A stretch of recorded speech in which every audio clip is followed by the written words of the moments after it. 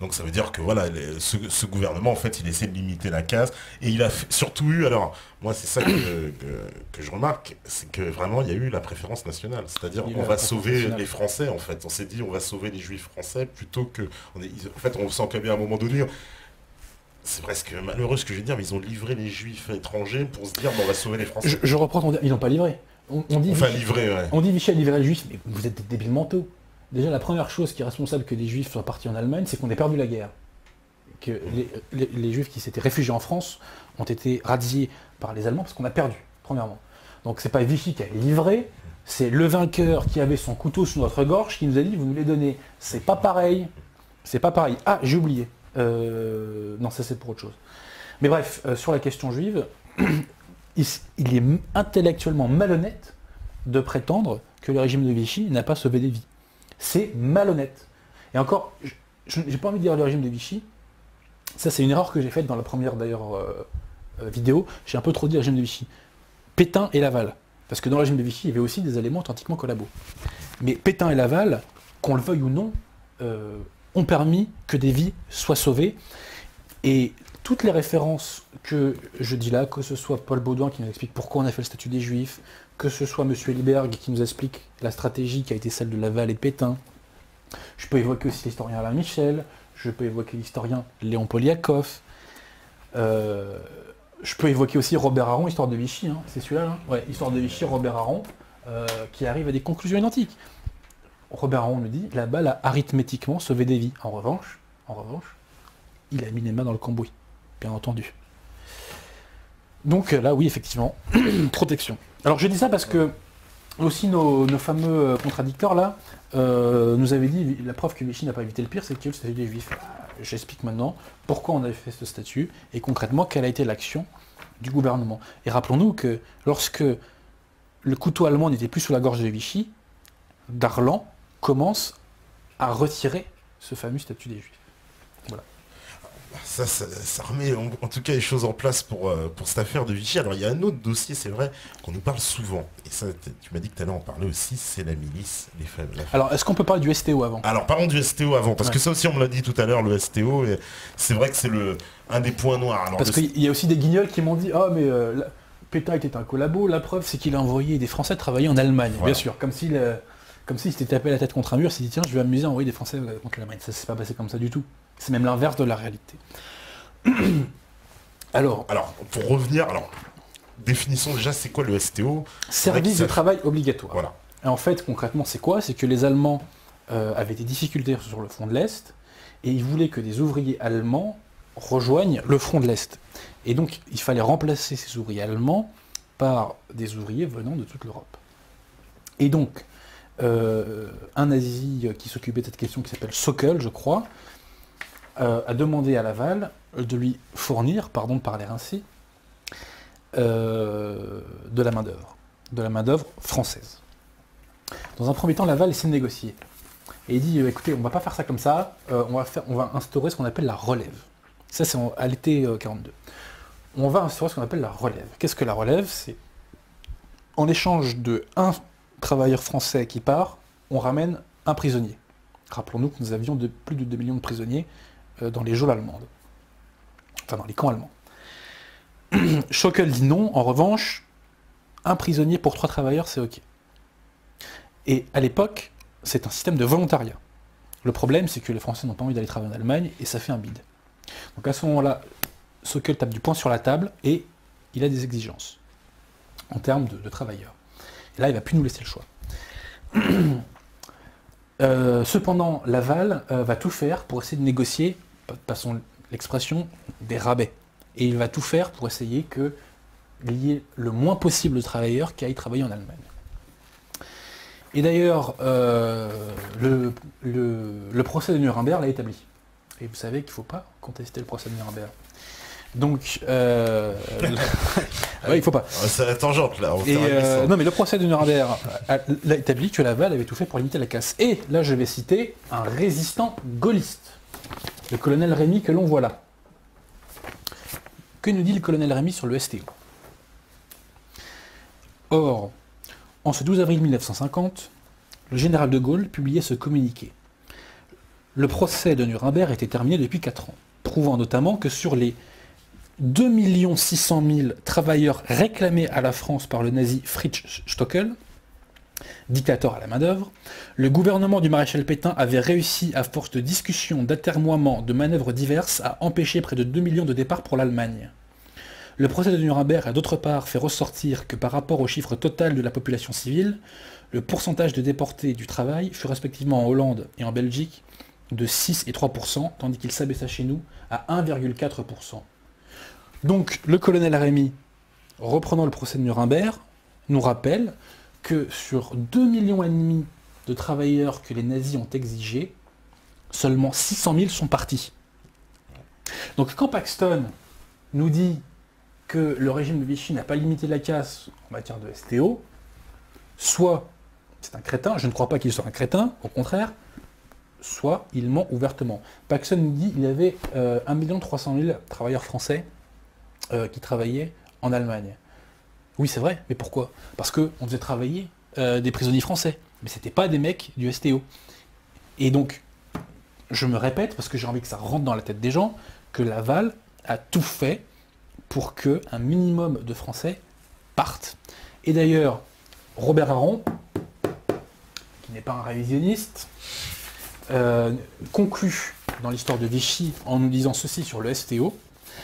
Laval apparaît ainsi comme une sorte de Pénélope qui défait par un travail souterrain l'effet des accords publics qu'il passe avec Sokal.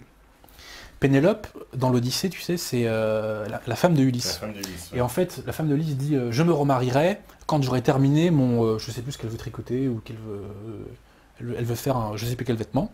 Mais en fait, ce qui se passe, c'est que le jour, elle fait le vêtement, et la nuit, elle le défait. Comme ça, le truc n'est jamais terminé, et elle n'a pas à se remarier, et elle peut attendre son mari tranquillement. Bon. Laval a agi de la sorte avec les nazis. Il les a roués dans la farine. Et d'ailleurs, en parlant de Laval, j'invite les gens à lire ce livre, Laval parle. C'est les réponses qu'il a faites à ses juges alors qu'il était dans ses geôles. Alors qu'il était accompagné de limaces, comme nous dit sa fille. Il avait une toute petite table, il était dans des conditions assez difficiles. Et donc Laval explique bien comment il a essayé de limiter la casse en matière de STO. Et ouais, en matière de STO. Oui, d'ailleurs sur toutes les questions, sur la question juive, où il explique tout ce qu'il a fait pour essayer de sauver des vies, etc. C'est un livre, je le dis, bouleversant. C'est un vrai document historique. Laval a commis des erreurs. Le Laval de 1940 était extrêmement dangereux. Extrêmement dangereux. Et Pétain a eu raison de le destituer le 13 décembre 1940. Le Laval qui revient en 1942 est quand même en partie différent. Et on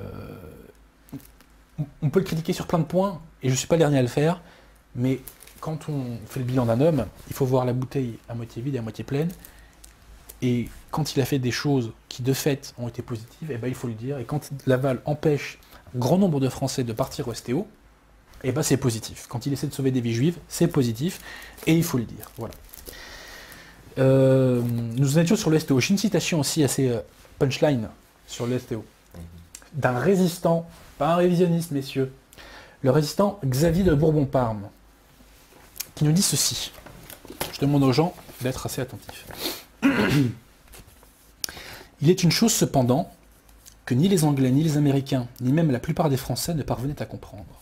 C'est que le maréchal, au moment de l'occupation de la zone libre par les Allemands, ne soit pas parti, comme M. Churchill le lui avait demandé à maintes reprises, et comme il pouvait le faire maintenant, puisque les Allemands, en reprenant leur parole, le relevaient de la sienne, et qu'il n'était plus lié par l'armistice.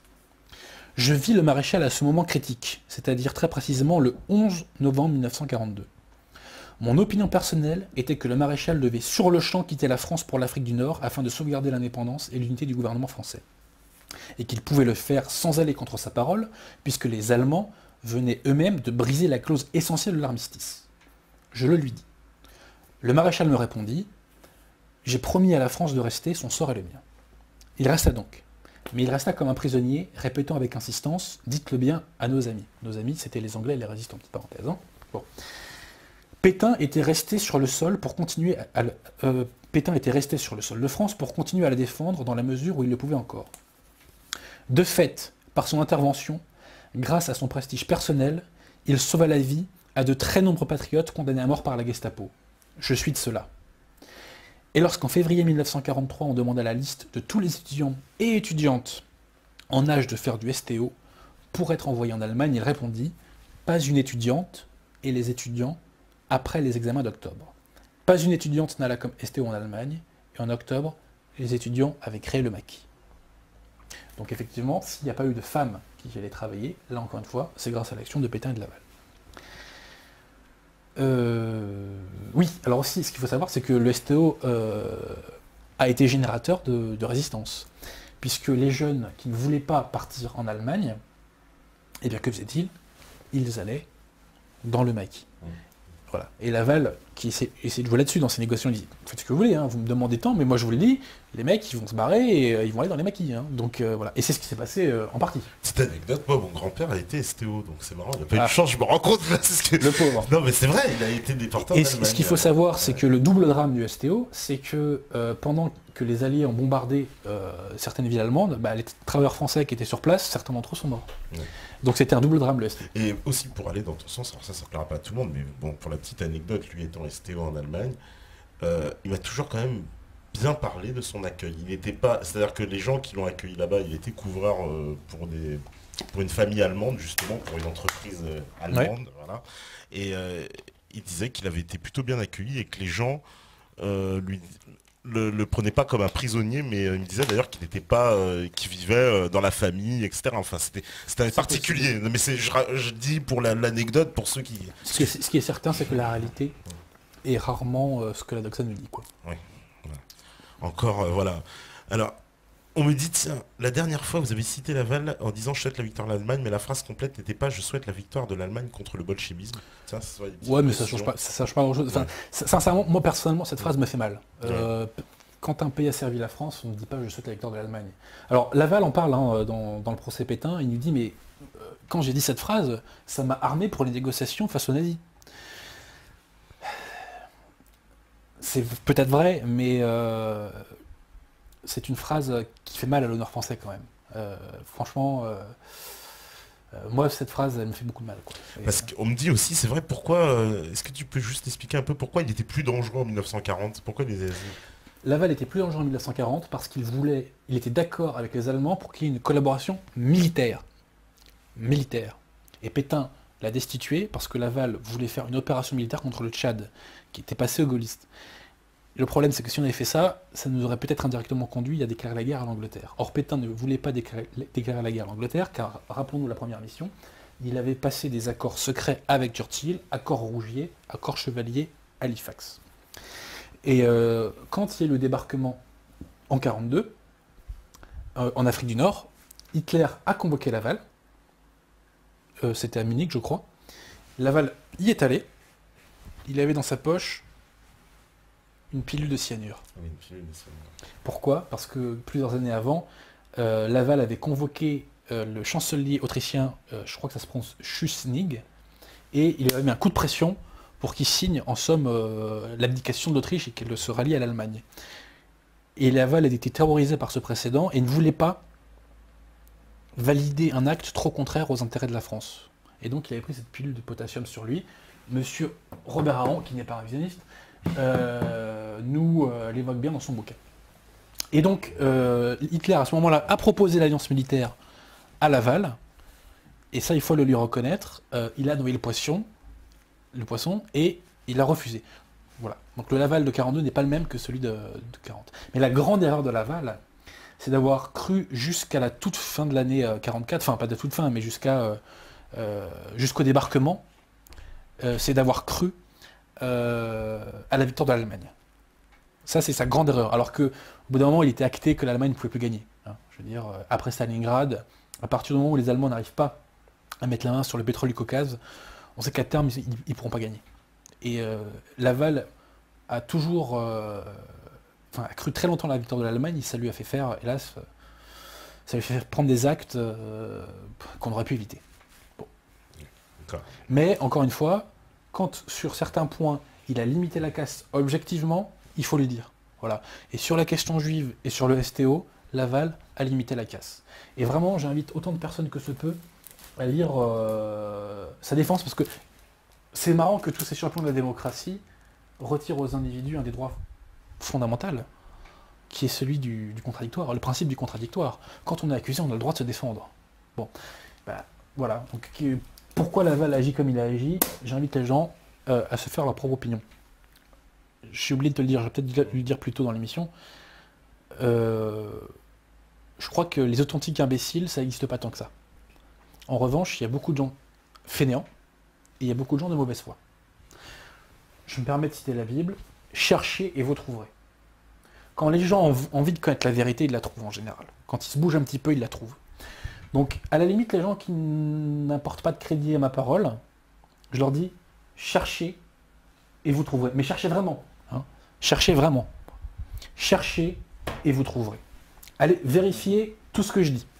Ouais, voilà. Bah, allez vérifier c'est tout ça. Voilà. En plus, c'est bien parce que toi, tu donnes les sources, donc tu peux dire à tout le monde d'aller vérifier à la source directement. Si tu veux que je raconte ma vie 3 minutes, moi, à la base, j'ai un logiciel jacobin. Moi, je me suis fait comme tout le monde. Hein. J'ai été éduqué, je suis passé à l'éducation nationale. Je me suis fait retourner le cerveau par la télévision. Moi, je viens de la doxa. Je viens de l'idéologie dominante. Seulement, je suis un amoureux d'histoire et de fil en aiguille. J'ai vu que ce qu'on me disait sur l'époque était faux. Enfin, sur la question de Pétain était fausse. Comment j'en suis arrivé là? En fait, donc à la base, moi je suis gaulliste comme tout le monde, hein, à la base, hein, on me dit que ce mec est un super-héros, voilà. Au début j'y croyais. Effectivement, si il est ce que la doxa dit, c'est un super-héros, seulement il n'est pas ce que la doxa dit. Et si Pétain est ce que la doxa dit, c'est un salaud, mais il n'est pas ce que la doxa dit. Donc moi je suis un amoureux d'histoire. Et en 2009, je suis tombé sur un bouquin dont j'ai parlé l'autre fois, de Louis-Dominique Girard. Montoire à Verdun diplomatique. À l'époque, j'étais un gaulliste pur et dur. Et c'est en 2009, ça, et ça m'a secoué, quoi. Mais j'étais pris dans mon conditionnement, donc j'accordais pas du crédit à 100%. Après, je commence à lire Histoire de Vichy, de Robert Harron. Un livre intellectuellement honnête, quoi. Il évoque les accords Rougier, il évoque le rôle de Darlan, enfin, tu vois. Ah, ça me ressecoue, là, quand même. Hein. Sachant que mon conditionnement était tellement fort que certains trucs pro-Pétain, à l'époque, je les ai pas enregistrés, si tu veux. Et un jour, je lis un livre de Peter Tompkins sur la mort de Darlan, parce que je voulais savoir qui avait buté Darlan. Et je tombe dans un magasin parisien qui s'appelle Boulinier. Je leur fais de la pub, tiens. C'est un magasin dans lequel on achète des bouquins d'occasion pour 3 francs 6 sous. Tu vois, je sais pas si j'en ai là de Boulinier, mais moi, quand j'étais étudiant, j'ai pas beaucoup de sous. Et grâce à Boulinier, j'ai pu m'acheter des livres pour pas cher. Et à l'époque, j'étais tombé sur un bouquin sur la mort de Darlan, écrit par un Américain qui s'appelle Peter Tompkins. Tiens, tu vois, celui-là, je crois qu'il a été acheté à Boulinier.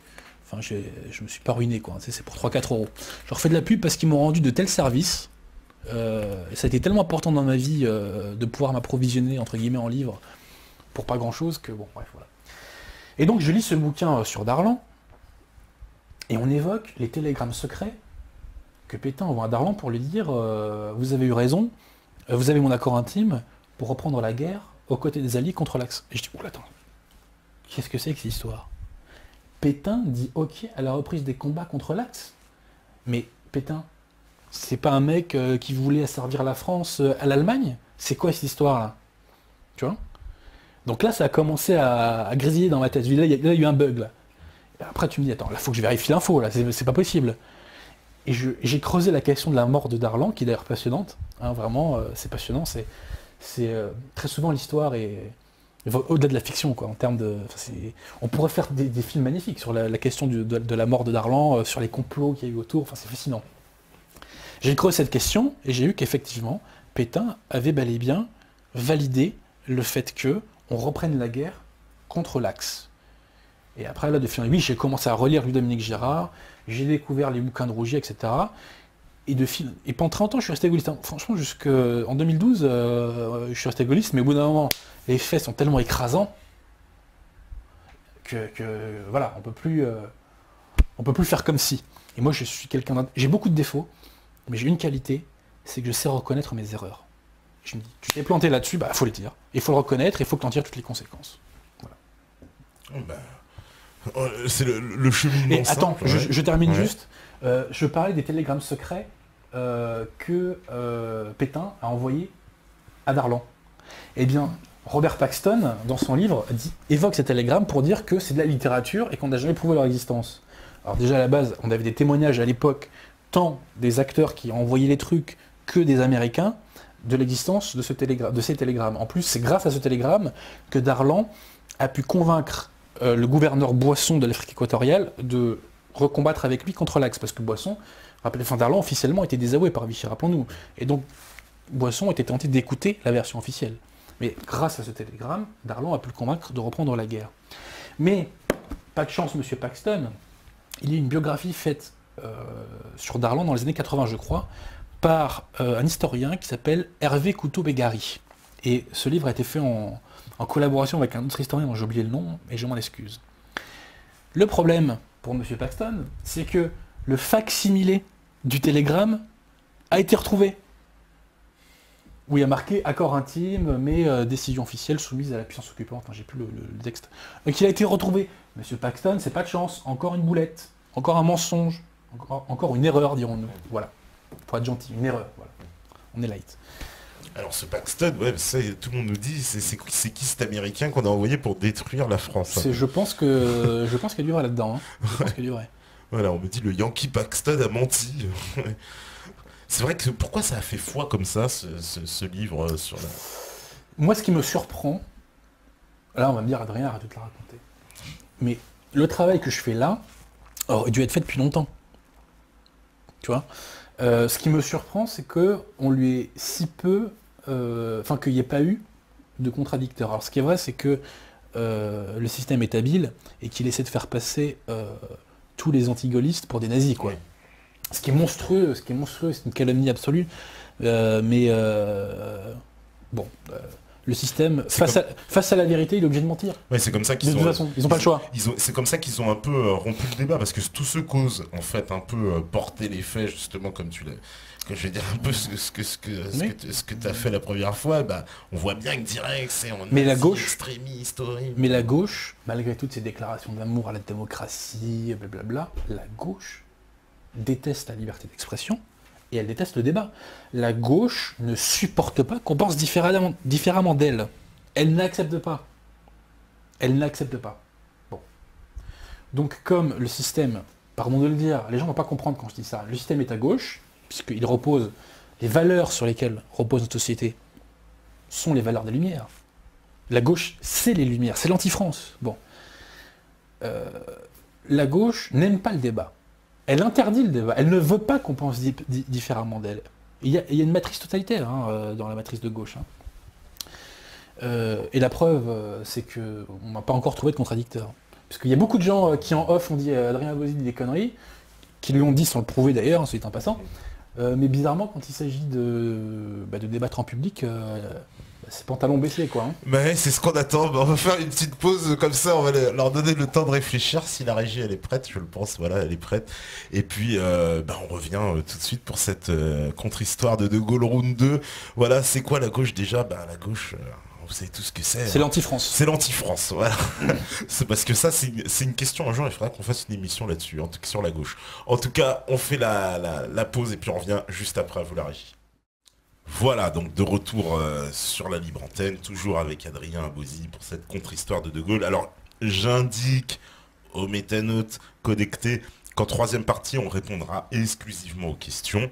Que là, évidemment, il y avait plein d'informations à donner. On ne peut pas placer, évidemment, certaines questions comme ça. Sinon, on va partir un peu dans tous les sujets. Donc, à la fin, en troisième partie, on développera vraiment toutes vos questions. Allez-y, vous pouvez commencer à les poser. Il y en a pas mal déjà, qui sont, mais bon, on a déjà répondu quelque part. Ces questions, elles ont déjà été traitées, quoi. Alors, tu venais nous donner une information importante aussi. Ouais. Sur quoi déjà? Tu m'as dit qu'il y avait t'avais oublié quelque chose, d'indiquer quelque chose. Ouais. J'ai pas tellement eu le temps de développer quel était le projet politique de Pétain. Il y avait une idée centrale, c'était qu'il fallait revenir sur les principes de 89 et qu'il fallait sur les Lumières et qu'il fallait les expurger de la société française. J'aimerais vous citer un extrait d'un rapport fait par le général Weygand. En date, c'est important, du 28 juin 1940, qui à certains égards va un petit peu résumer la pensée de Pétain. Pour essayer de vous faire comprendre ce qu'était cette fameuse révolution nationale, sachant que le terme de révolution nationale, Pétain ne l'aimait pas. Hein. Et pour faire comprendre ce que voulaient faire des gens comme Pétain, comme Weygand ou comme d'autres traditionnalistes de l'époque qui étaient revenus au pouvoir. Donc le 28 juin 1940, Weygand nous dit ceci, et toute similitude, toute ressemblance avec une autre époque serait bien évidemment pure coïncidence. Donc que nous dit Weygand? Un des plus grands Français du XXe siècle. Weygand donc. L'ancien ordre des choses, c'est-à-dire un régime politique de compromission maçonnique, capitaliste et internationale, nous a conduits où nous sommes. La France n'en veut plus. La lutte des classes a divisé le pays, empêché tout travail profitable, permis toutes les surenchères de la démagogie. Le relèvement de la France par le travail ne peut être réalisé sans l'institution d'un nouveau régime social fondé sur la confiance et la collaboration entre ouvriers et patrons. C'est ce régime social qu'il faut instituer. La baisse de la natalité, en diminuant le potentiel de la France, nous a amené du point de vue militaire à défendre notre territoire avec une proportion inadmissible de contingents nord-africains, coloniaux et étrangers.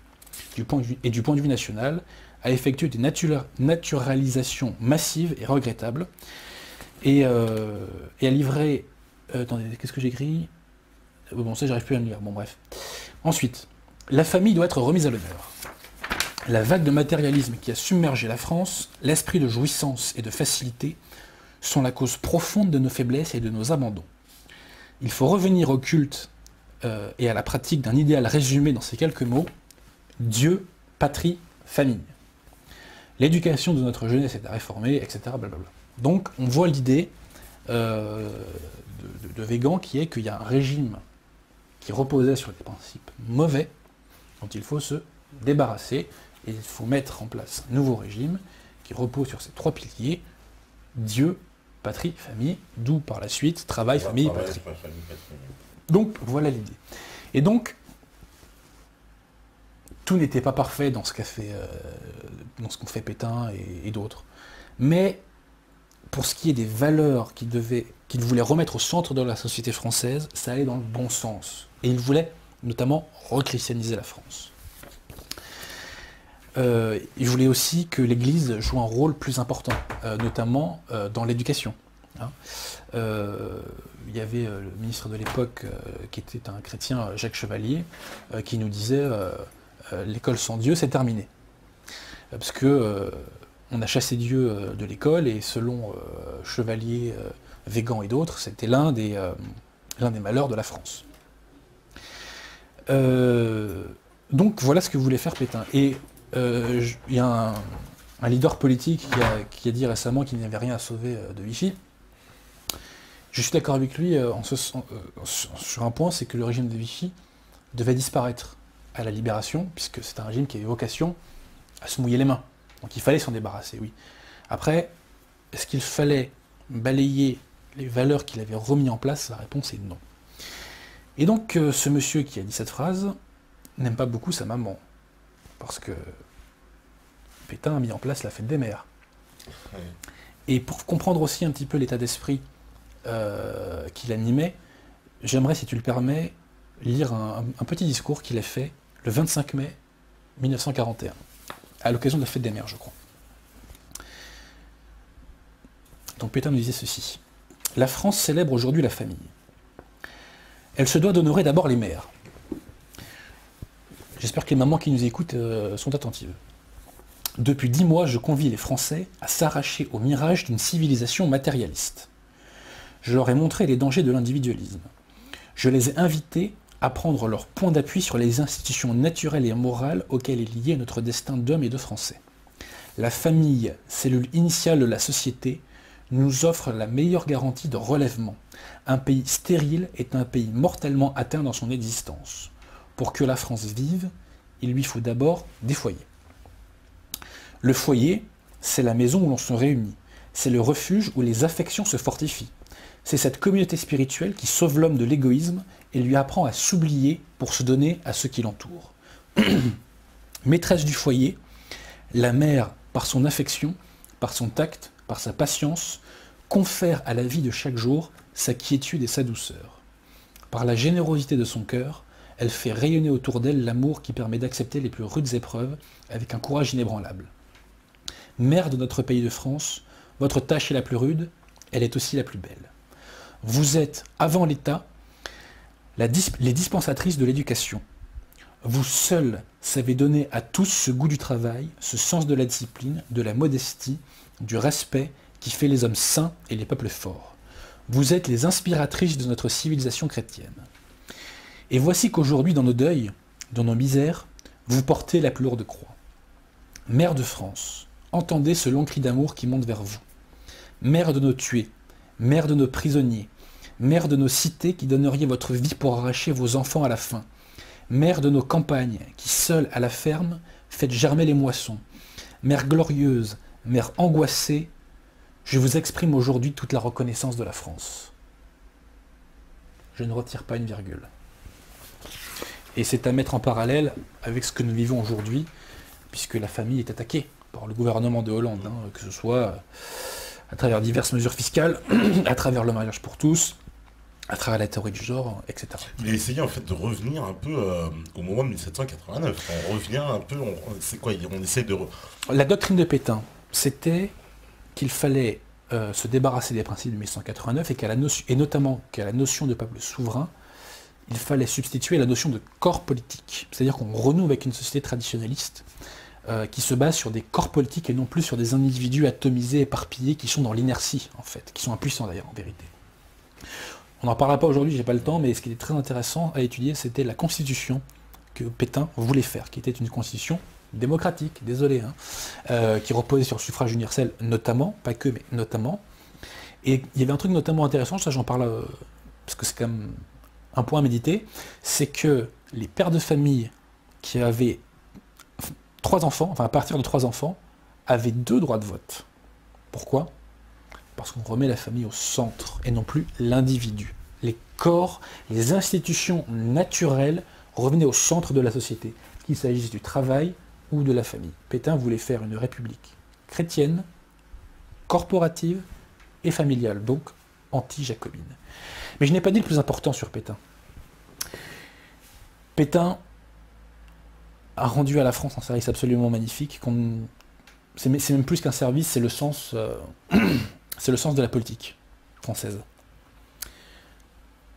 Il faut savoir que Louis XIII, je remonte loin, avait consacré la France à la Vierge Marie.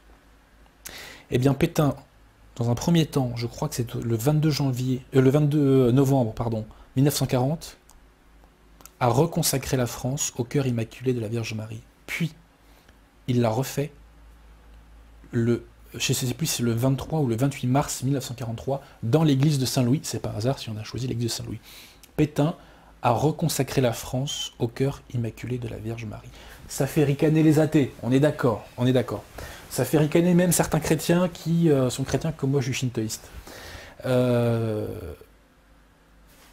c'est la base de la France. La France porte la croix du Christ, ça faut jamais l'oublier. Une France sans croix, ce n'est plus la France. C'est la République des Lumières, c'est le jacobinisme, c'est Nabila, c'est Cyril Hanouna, c'est François Hollande, c'est Sarkozy, c'est Christine Angot, c'est pas Jeanne d'Arc, c'est pas... voilà. La France porte la croix, c'est comme ça. Il y a des gens que ça peut indisposer, mais c'est comme ça. La civilisation française est née de la rencontre entre le christianisme et une civilisation gallo-romaine, qui elle-même reposait sur la culture grecque. La France est l'héritière du Logos, notamment. Il y a quelqu'un qui en parle très bien de ça, c'est Louis Rougier, ce fameux Louis Rougier qui a négocié les accords Churchill.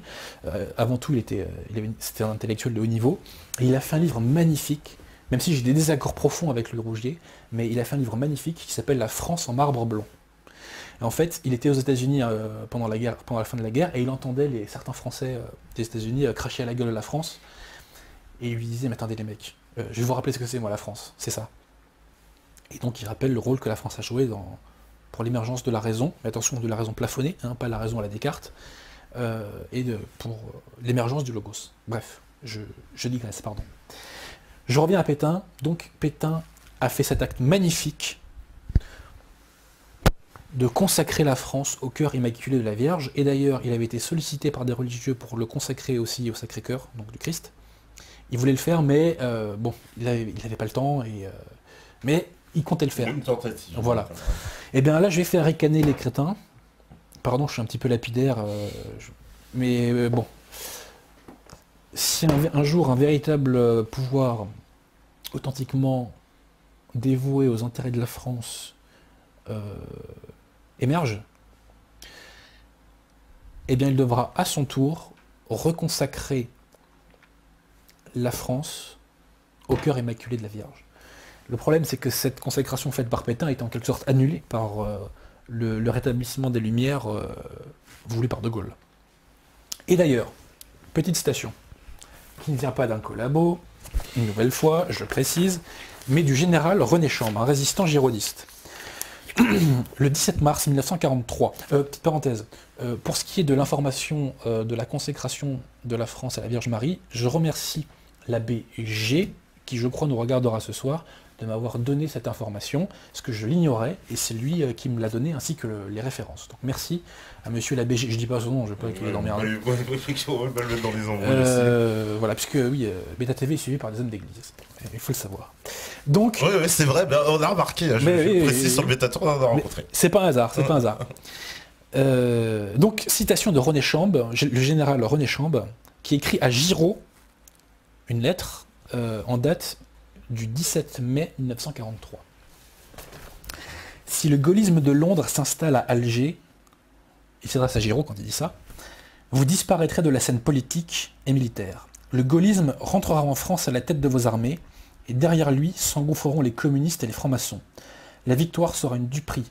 La France aura échappé à l'esclavage allemand, mais retombera dans l'esclavage intérieur de la plus basse politique, et tout recommencera, en pire peut-être, comme avant 1940, dans notre malheureux pays.